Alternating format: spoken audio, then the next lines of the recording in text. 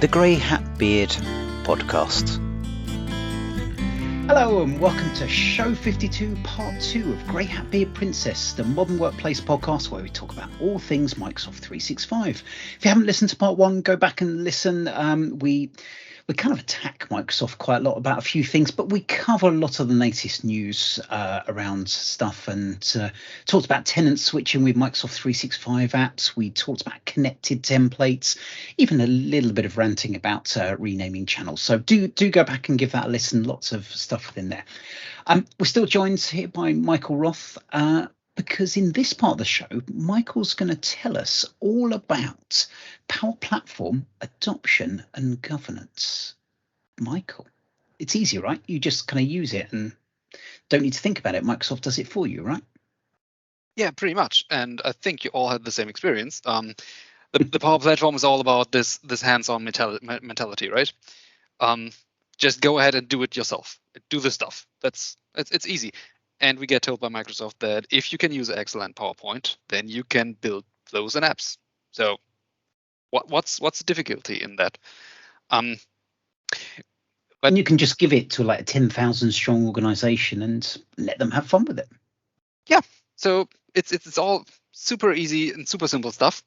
But I do have a question for you, actually, because I came up recently with some thoughts. As I said in part 1, I'm a Power Platform consultant, and I said it just like that. But there are many different sides to Power Platform consultancy, I think. I talk a lot to people who come from the CRM side, from the dynamic side, and if I talk to those people about Power Platform, I realize that we may use the same language, but we don't use the same language at all. So I come from the Office side, the M365 side, and this is quite interesting because when I talk to customers about Power Platform, they start with the question, "What cool app could I build?" And my issues start at that exact point with this first question, because I think Power Platform is not necessarily about what cool apps you could build, but rather what kind of problems do you want to solve. And I like to confront not only my customers, but anybody I talk to, like you guys now, and girls, sorry. I'm really sorry. You persons. Unicorns is the correct term. Unicorns is the correct term for all of us. To all you unicorns. Yes, that is correct. And to throw in 2 aspects of my work, which are rather, well, not the most common one, is adoption and governance. Because most people I talk to think governance is kind of boring and difficult and dry topic, and you have to do it, but you don't want to do it. And the other part is the adoption, and everybody thinks about user adoption, and it's like, throw a fancy party and do a welcome email, and you're done. And that's it, right? I see a lot of nodding faces. Yeah, absolutely. I see no problems with that approach whatsoever. Isn't that the first thing that you do when you start one of these projects? Yeah, you book the launch party, and that's it. Exactly. And what happens usually, from my experience, is that especially with this hands-on mentality, you end up with a lot of solutions, a lot of flows and apps which are halfway done and abandoned after a while. And your user adoption usually peaks very soon after you implement it, and then it drops to not only 0, but somewhere pretty low. That's sounding very much like my dev repo at the moment. Surely, right? You're not telling me that everything's in one environment, though. Out of the box. Surely you're going to create more environments and spread out, the apps that are not quite ready yet. Everything in the default environment, because we only have that one. But and you can just post everything out to Twitter, can't you, or copy it all into whatever location, whatever connector.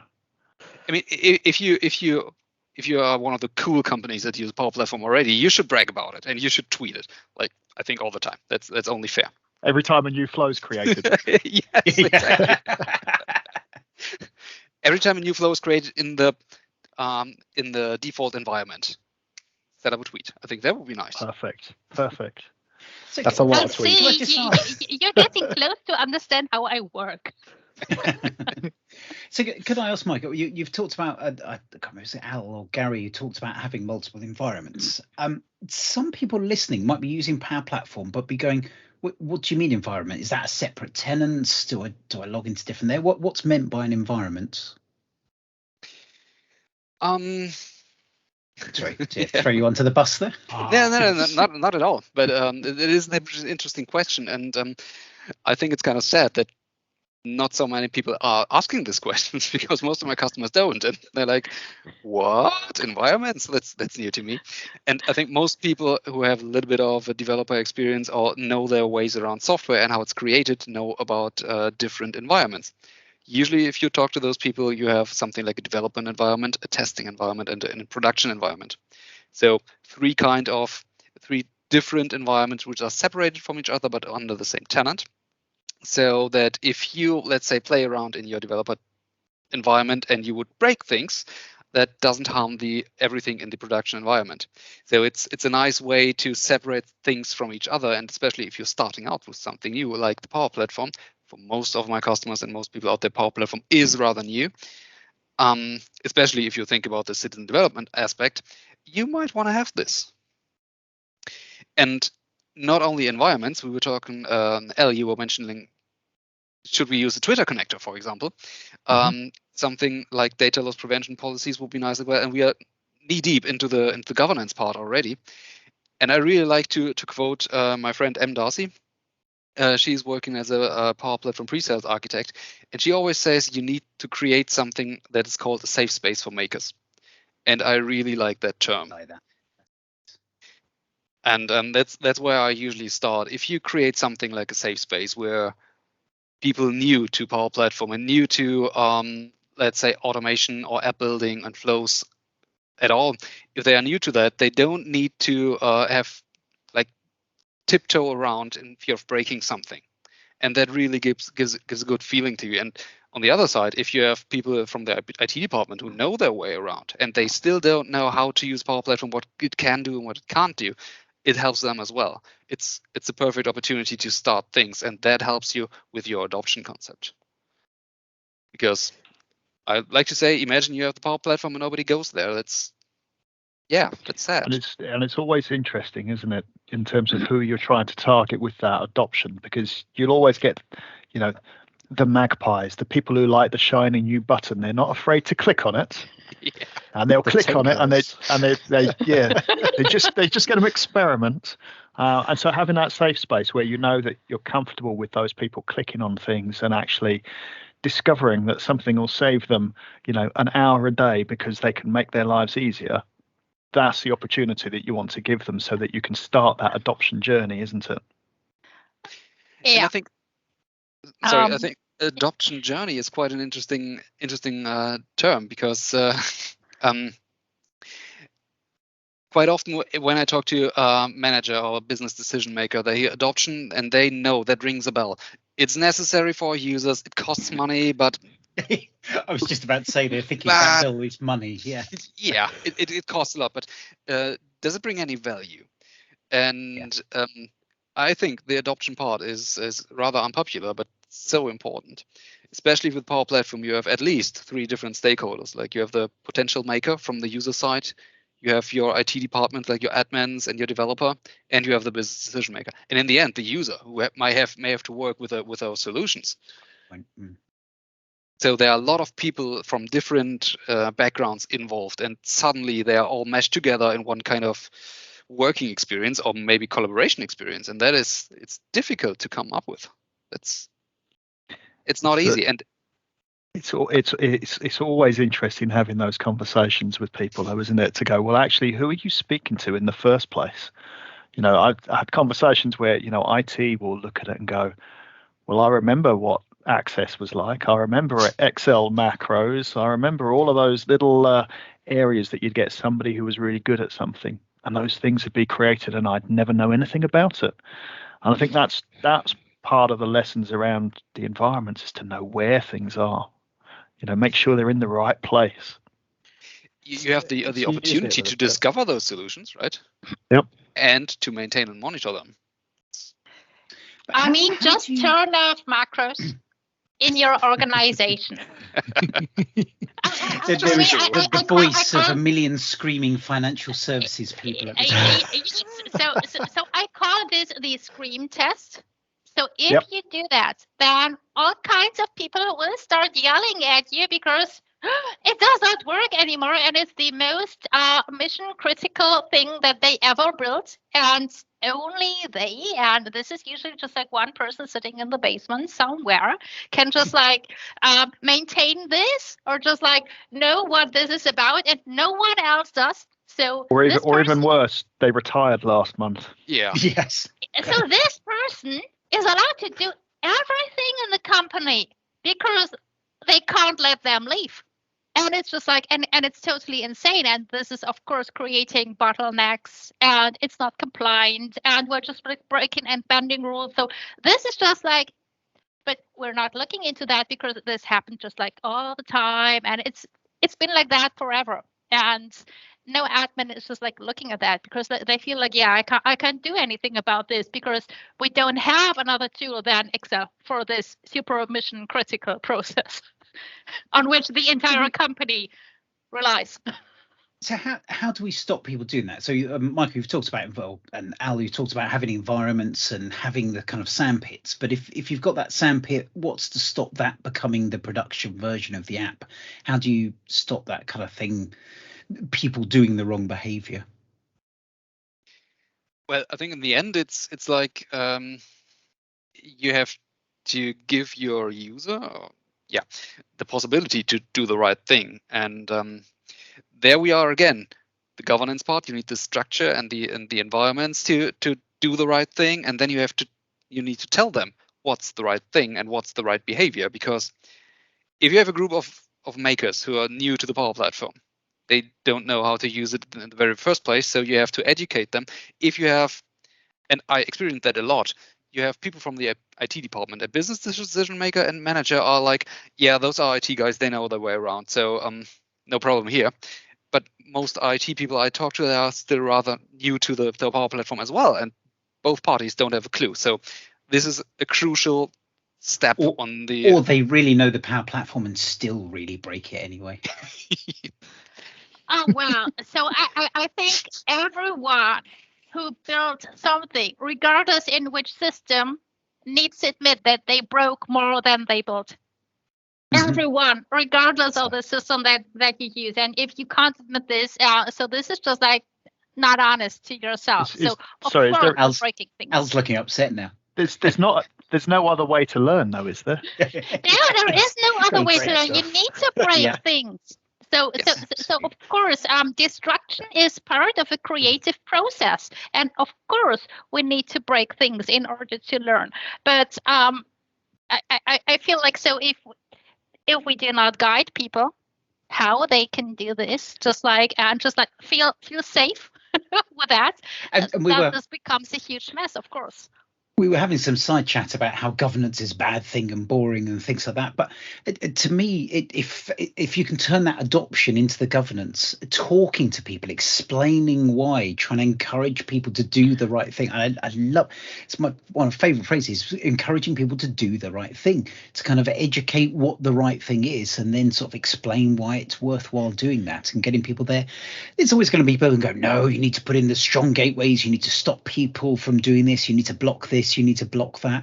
Whereas actually, if you continually talk to people and engage with them, you're far more likely to get that positive behavior, not just once, but continuously over time, and have that conversation with people as to why. I always remember what got me into SharePoint and why I love Power Platform as well is it's that enabler for people to be able to get things done within their area where they understand the kind of side of it, rather than having to kind of translate requirements back and forth, which still enjoy that, but to be able to put those power in people's hands. I remember once we had an Intex workflow in a financial services place, and someone managed to create, I think it was 473 actions, and that was dragging and dropping 473 things. And they had these kind of tiers of things, and I was like, how do you copy and paste? I didn't know you could do that. It was like, can you copy and paste? No, I just did it manually. And he clones like 7 of these pillars to be exactly the same thing, and there was like 50 or 60 items within there that was just duplicating. Like, I'm thinking we need to have a chat about how to do things and maybe splitting it up into multiple workflows and things like that. And when we had a chat, it just got knocked down. There was still loads and loads of actions, but it was kind of split across multiple things. They could manage it. They could help other people support it as well. And it's the same with the Power Platform. Have that conversation, and people will, if you leave people on their own, they'll do some really stupid stuff. If you talk to them, they're far less likely to. 2 points to that. First part, you have to actually talk to people. I know not many people enjoy this, but it's super important. And something you said at the very beginning, which I don't want to get it under the bus and to emphasize this. If you talk to people and explain why, like start with why. This is so important, and I can't emphasize this enough. Most of my customers don't start with their why. There's what cool applications could I build, but not what kind of problems could I solve. And that is the main question. You need some kind of vision. If you have a goal where you're heading to in the right direction, then you can come up with rules and guidelines and with why, and you can explain why are we doing this? Because it's a shiny new tool? Yes, maybe, but we want to solve problems. And that have a nice dev tenant just to play around with those shiny new tools for the sake of it, but make sure you're thinking why you're doing things as well. Yeah, I think the whole, the governance and adoption thing is using the platform with purpose, right? That's what we're trying to get to, because as we know, it's very easy to get, there's very little friction to get started, right? We've got the default environment, you build anything, it all goes in there, it becomes a little bit of a mess, right? But if you start to be thinking about, okay, what do we want to get out of this? What are our goals? What is our strategy for this platform as well? It is going to help you kind of drive your governance forward, right? So, you might look at it that skills, right, are in high demand. Developer skills are in high demand. How are organizations going to fill that gap, right? You're providing a platform, you're empowering people, like Kev, like you mentioned with Nintex workflow, right? You're empowering people who are close to the business problems to be able to go away and solve those problems using the platform that's provided. And I think there's a big culture change that needs to go alongside this as well with your governance, is that you're providing a platform and you're putting the guardrails in, like what connectors you can use, and then providing this area for people to work in to get the most benefit out of using that platform. And we've talked about environments. I mean, one of the things that I still find that doesn't get talked about enough is the developer plans in Power Platform. Anyone can spin up a developer plan. It's got the development licenses in there. It's very, very useful. That is the safe space. Go on, Louise. I have opinions. I'm sorry. So I do love both the M365 developer tenant and of course also the Power Platform developer plan. And of course you can combine both of these, so you can just like sign up for the developer plan with the second identity that the developer tenant gives you. But I think this should just like be the last resort. Because if I work as an employee in an organization, then this organization needs to provide this safe space for me. This can't be my individual problem if I'm in an organization that I create this safe space for me. So yes, it is very cool that we have this option, that Microsoft provides all of this. And of course, this helps with adoption because now licensing is not an issue anymore if I only want to learn, because then these plans are for free.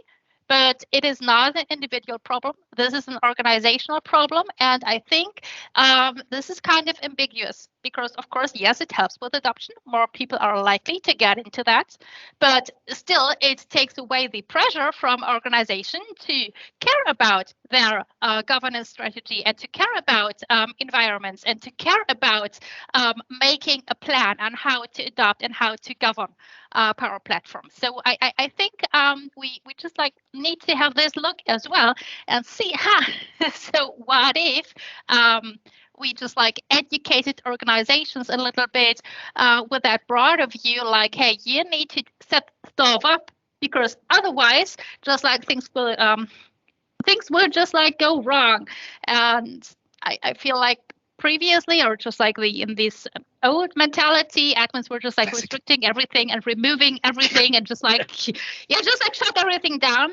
And we need to come to that point where the purpose is just like, yes, I would try to make it possible, just like in enabling people rather than restricting people. But so I agree. Yeah. I agree with that from an enterprise perspective. So enterprises shouldn't be telling everyone that if you want to go and start on a Power Platform, go and spin up your own developer tenant. But there's stuff I want to do for an enterprise. If I think back when I worked in financial services, I wouldn't go around and play around, and I wouldn't want everyone creating the standard templates and the hack into pieces. That's going to be useless there.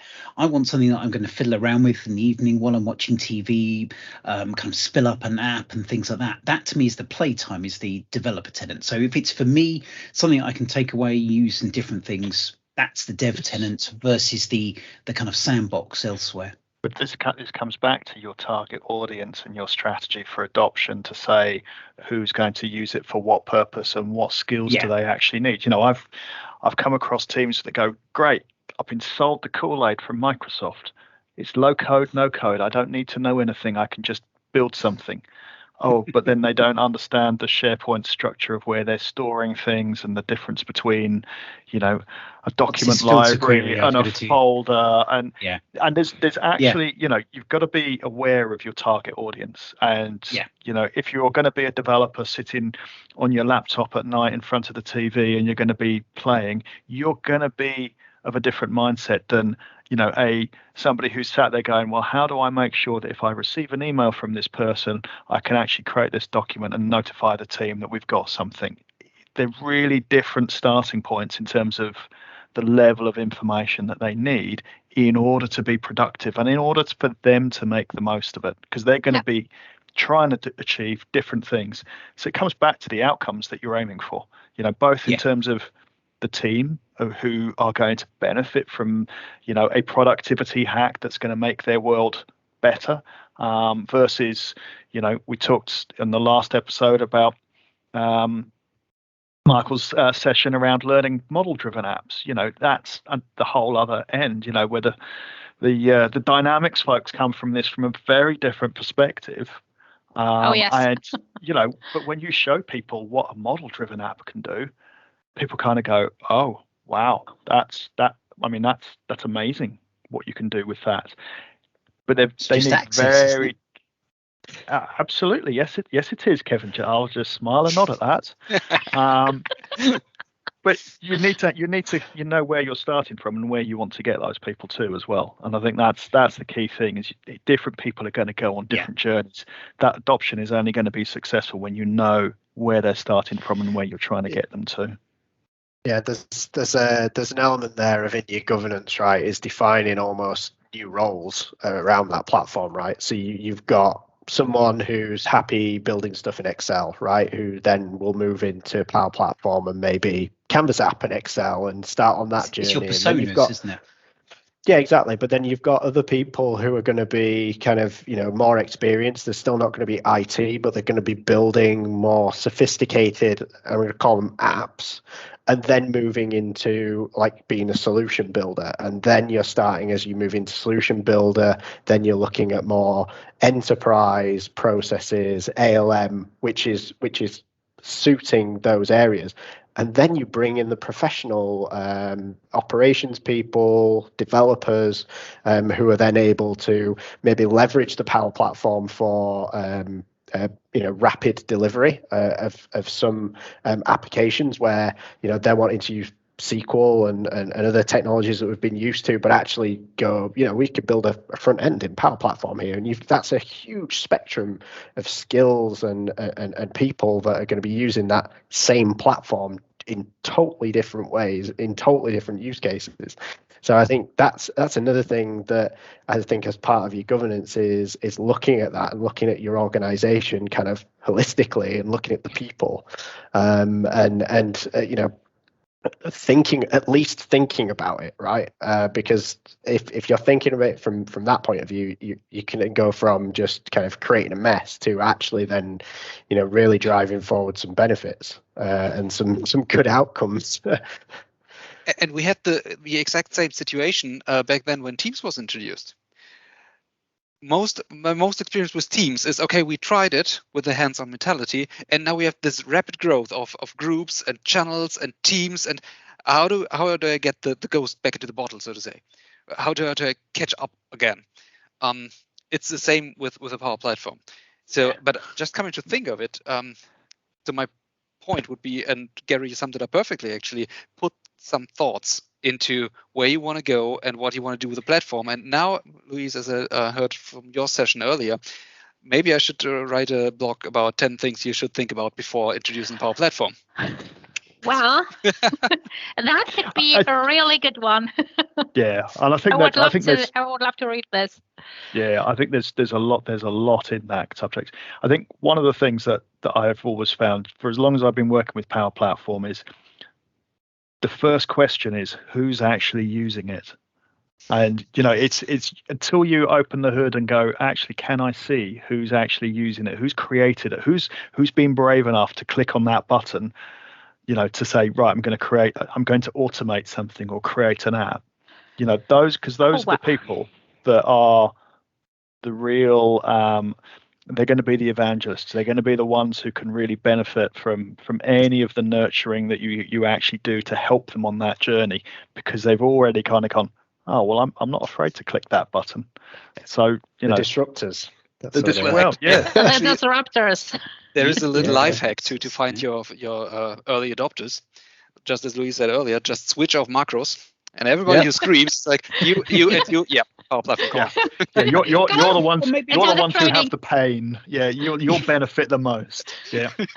So we kind of talked about the comparing it to Teams, and we've had a big, fairly monumental shift that has driven a lot of people towards Teams with the pandemic and things like that. But it's not always the case that you will be able to push things forward. So there's lots of organizations who'll turn on Power Platform and the vast majority will go, meh, I've got work to do, stop distracting me. How do you help drive adoption? And I know, Al, you kind of talked about the ideas of hacks, but Michael, how do you get people kind of starting to use it? How do you get people building that momentum?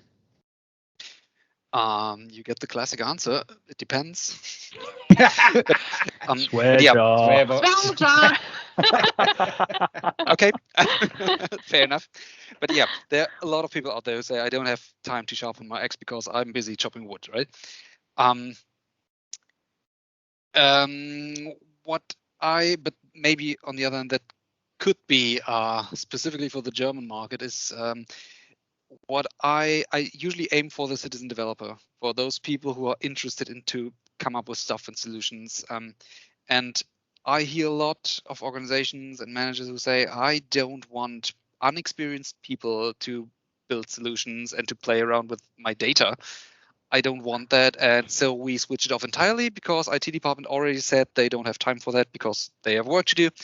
And the macros thing again, if you bring that story that you have already in your organization, solutions built in Excel with macros, this is citizen development. And this is not a new phenomenon. This is fairly old, actually.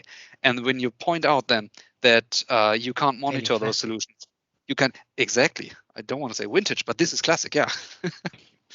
So if you point out that you can't monitor those solutions and you can't discover those solutions and make other benefit from that, that mostly triggers the switch inside a lot of heads. They say, interesting. On the one hand, you get them with discoverability, so more people could benefit from a cool solution and could save me time and money. And the other one is the security part. I could make my solutions, which are somewhere hidden in the shadow IT, I could make them more secure. That are triggers that work really well. And I think that getting real life solutions that will kind of match the people, to me, that's such a powerful tool to kind of get people who've developed something that's specific to the organization, to a particular business area, and show how this has saved time. It's not the Power Platform could do this, it has. Here's real people who've developed it, who've taken that idea, who've solved a business problem with there, and share that as a story. It's such a powerful way, because people go, oh, do you know, we've got something a bit like that. They won't think about, I've got a Power Automate flow that needs to happen. They'll think, do you know, when that happens, I want that email to go off and to get that approval. Actually, if we could do that without sending this bit of paper through to 5 different countries to manually sign, yeah, that would be a lot of risk reduction and saving of time and stuff on there. So I think getting those real stories out to people makes a big difference to the adoption. And those stories are not the art of the possible stories. Sorry, Louise. Because the Microsoft art of the possible story is the big shiny solution where this all could end. This is real for most stories. people far, far away from their everyday experience. Absolutely. Yeah. So those are very doable solutions are the one that they are somehow in stealth mode. So they are not really really visible. But if you show just like doable stuff to customers, they just like kiss your ring. Just, because of course the ring. This is what I meant. Because so usually customers assume that they are just like super unique, very special snowflakes, and that the problems and issues they have, this is just like outstanding, and that no one in the world has the same problem or the same challenge to solve. But in the end, I need to just like tell them, of course you're a super unique, special snowflake, but the issues that you face as an organization are just like pretty similar to the ones that others face as well. So, so you need to reinvent. You do not need to reinvent the wheel. You can reuse something that is already there. So there are a lot of smart people in the world and of course in the community as well, and they figured out stuff already. So you can just like take this and perhaps we may tweak this a little bit, but we do not need to come up with just like some super custom stuff for you because your problem is not that custom. Coming up with a set of patterns that solve common problems and being able to say to people, actually, look, here are some building blocks. Here are some things, you don't have to Google it. We've got stuff that you can actually just take and you can tailor yourself without having to hunt it down anywhere. That's the easiest steps that they could take to actually move forward in a way that is, using the best practices from the outset. I think for Flow and Power Apps, the templates are quite handy to get a first look. Because there are some very good use cases, but sometimes they're a little bit tricky because some of them are, I think, focus not really on the scope of personal productivity, but a little bit business use case. And I don't know about you, but I think that's quite a challenge to educate my customers about the limitations of the Power Platform. Because every flow works in the personal scope of the user. And I don't want the on and offboarding process running under my profile, actually. That is kind of tricky. And I think that's the first conversation I usually have is, look, here's the Center of Excellence starter kit. This will give you an insight into all of this information, but you want to run it under a particular account so that it's not running under your individual. And that opens up the whole question of environments, the governance, what you set up, all of the tools that are in there now. I mean, there's some lovely tools in there for nurturing, for helping people, for supporting them when they do first click that button that goes automate something. Oh, what have I done? Oh, I've got a nice email that lets me know exactly where I should go to get help and to ask questions and to see templates and get started in the right way.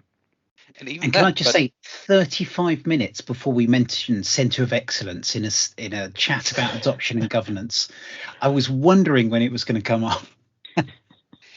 I think it's interesting what you're mentioning, Al, because there are cool tools in there to help your user. Where should I go? Where can I get more information?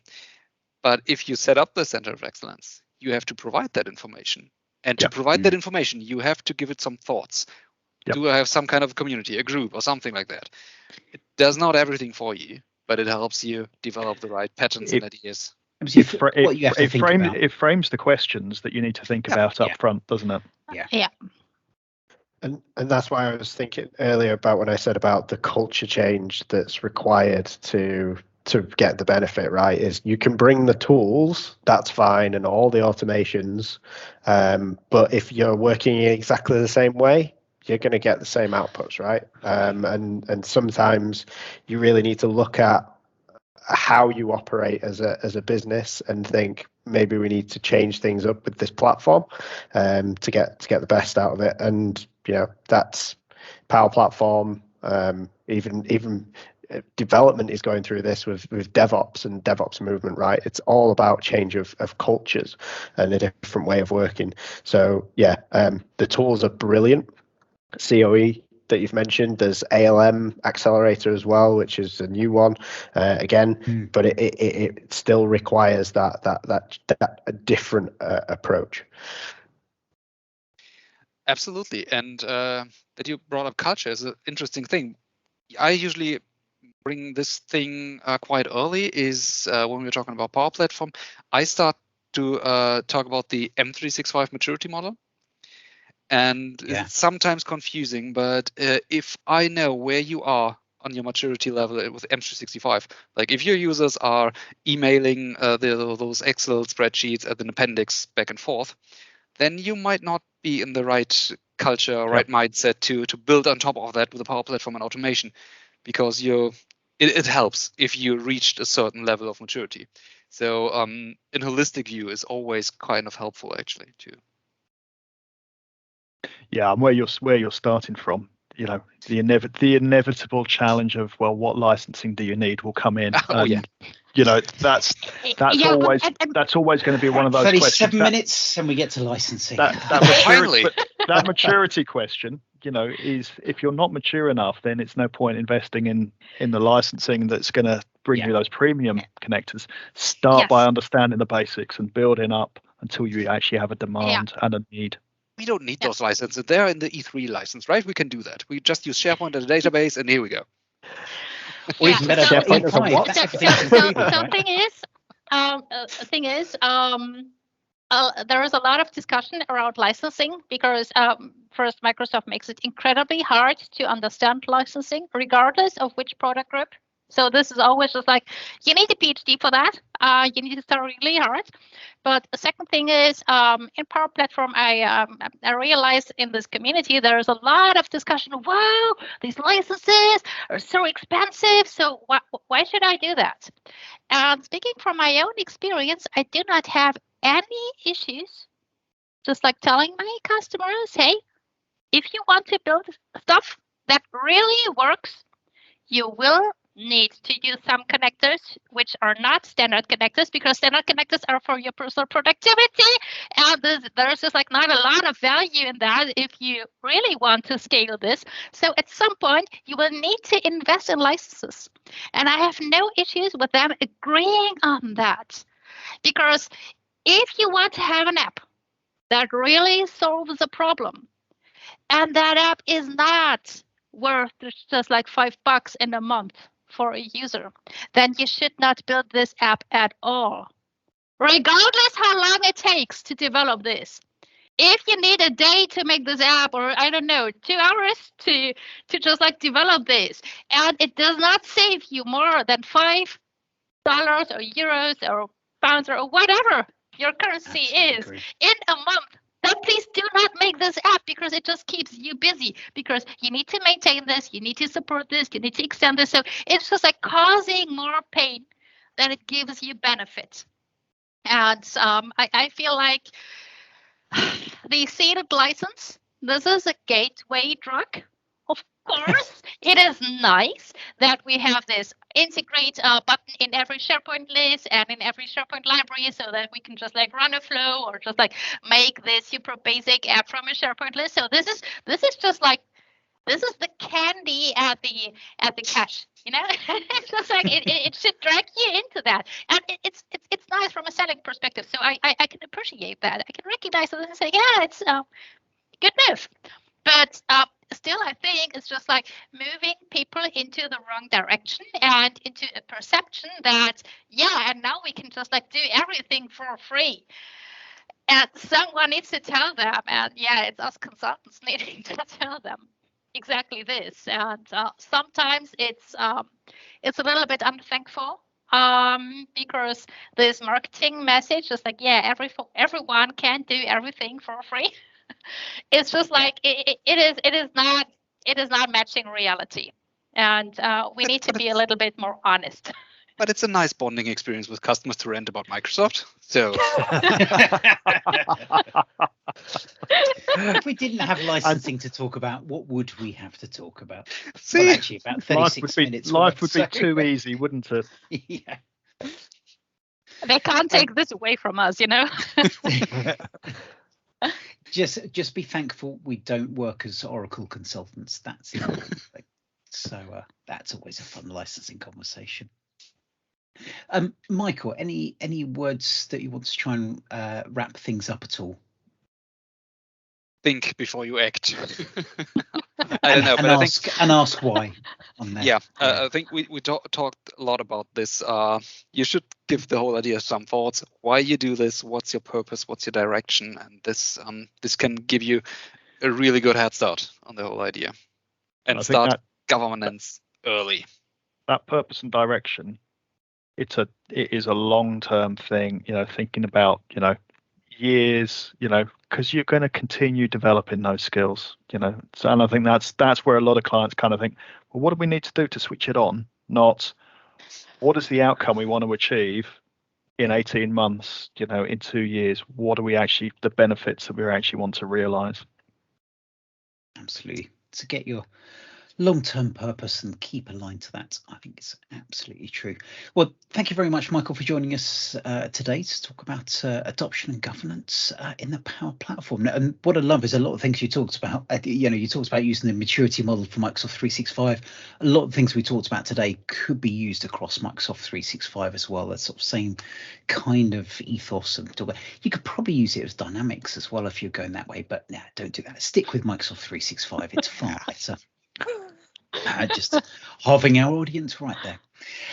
Thank you very much. We will be back next week with the latest news and hopefully another guest next week. If not, certainly a fun topic to talk about. So do stick out. Make sure you subscribe to this. If you want to watch some videos, subscribe on YouTube. We're also on various other channels. So come and find us. Otherwise, enjoy your week and bye-bye. Bye-bye. Bye.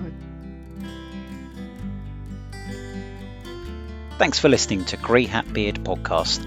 The song Drink Up My Mateys was brought to you by Black Bones under a non-commercial attribution license.